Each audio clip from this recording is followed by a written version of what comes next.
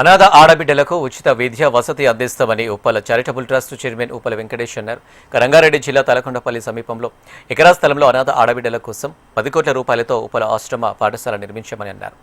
ఈ నెల 18వ తేదీన ఉప్పల ఆశ్రమ పాఠశాలను ప్రారంభిస్తున్నట్టు తెలిపారు. 6వ తరగతి నుంచి 12వ తరగతి వరకు ఇంగ్లీష్ మీడియం స్కూల్స్ను ఏర్పాటు చేస్తున్నట్టు తెలిపారు. ఇప్పటి వరకు 350 వరకు అడ్మిషన్లు అందినట్లు చెప్పారు. విద్యార్థులు ఈ అవకాశాన్ని వినియోగించుకోవాలని సూచించారు.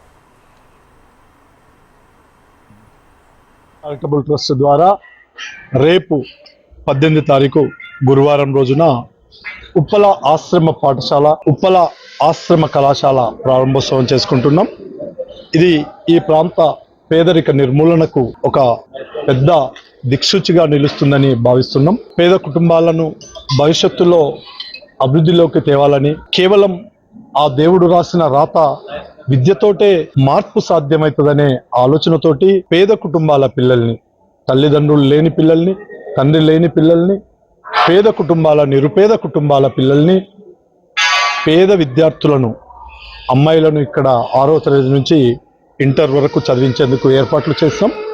పూర్తి స్థాయిలో దీన్ని నిర్మాణం పూర్తి చేసినాం.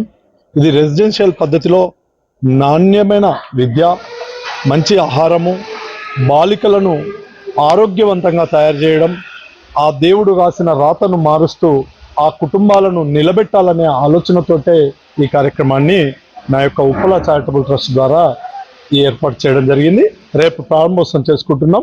మేధావులు, విద్యావంతులు, రాజకీయ నాయకులు, రాజకీయాలకు అతీతంగా సంఘంలో, సమాజంలో మంచి చేయాలనే ఆలోచన ఉన్న యువకులు, పెద్దలు అందరూ కూడా దీన్ని ఆశీర్వదించి 10 మందికి తోడ్పడే విధంగా దీన్ని వచ్చి ఆశీర్వదించాలని కోరుతున్నా.